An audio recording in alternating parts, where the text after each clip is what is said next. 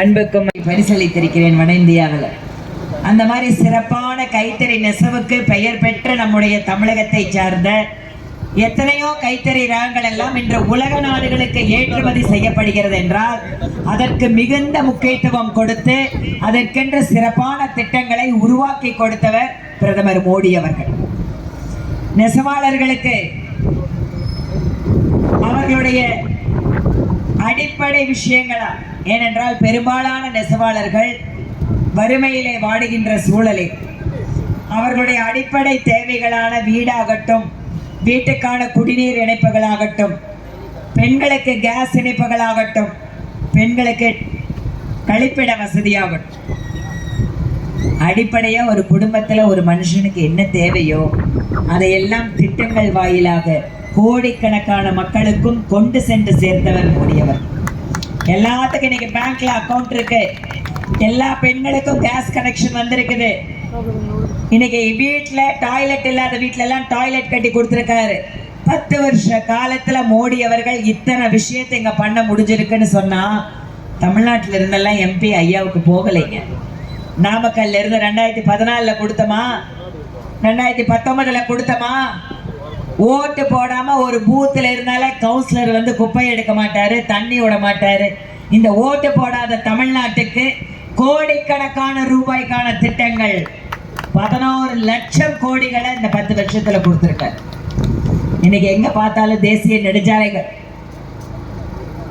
ஒவ்வொரு பகுதியிலையும் சிறப்பு பொருளாதார மண்டலம், இங்கு இருக்கக்கூடிய நிலத்தடி நீரை பாதுகாப்பதற்கு தனி திட்டம், முட்டை ஏற்றுமதியில பல்வேறு நாடுகளுக்கு இந்த பகுதியில் இருக்கக்கூடிய முட்டை ஏற்றுமதிக்கு தனி திட்டம், ஒவ்வொரு தொழிலுக்கும் ஒவ்வொரு தரப்பு மக்களுக்கும் என்ன வேண்டும் என்ன வேண்டும் என்று பார்த்து பார்த்து செய்பவராக பிரதமர் மோடி இருக்கிறார்.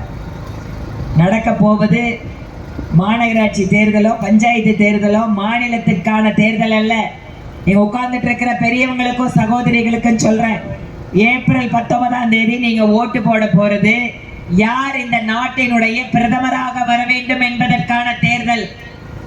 10 வருஷ காலம் பிரதமராக சிறப்பாக பணியாற்றி இருக்கக்கூடிய மோடி அவர்களுக்கு மீண்டும் ஒரு வாய்ப்பை இந்த இந்திய நாட்டு மக்கள் கொடுக்கறதுக்கு தயாராயிட்டார்.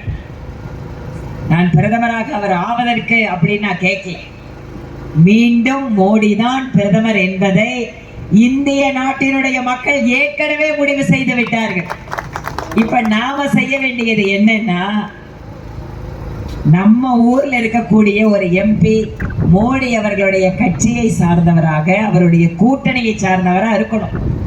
நீங்க இன்னும் கூட கட்சிக்காரங்க ஓட்டு கேட்டு வராங்க, அவங்க கிட்ட கேளுங்க யார் பிரதமர் வேட்பாளர்னு கேளுங்க. நீங்க ஜெயிச்சா யாருக்கு நீங்க வந்து ஆதரவு கொடுப்பீங்கன்னு கேளுங்க. திமுக கூட்டணிக்காரங்க ராகுல்னு சொல்லுவாங்க. ராகுல் காந்திக்கே நம்பிக்கை இல்லை அவர் வந்து ஜெயிப்பாருன்னு. அவரை முதல்ல பிரதமர் ஆக்குறன்னு திமுக காரங்க சுத்திட்டு இருக்காங்க. இன்றைக்கு ஸ்டாலின் அவர்களும் உதயநிதி ஸ்டாலின் அவர்களும் வாயை திறந்தாலே மோடி தான் திட்டுறாங்க. ஏன் திட்டுறாங்க? டெல்லியில கொடுக்கிற மத்திய அரசாங்கத்துல கொடுக்கிற பணத்தெல்லாம் அவங்க கிட்ட போகாம நேரா ஏழை எளிய மக்களுக்கெல்லாம் உங்களுக்கெல்லாம் நேரா வந்துருதுன்னு தான்.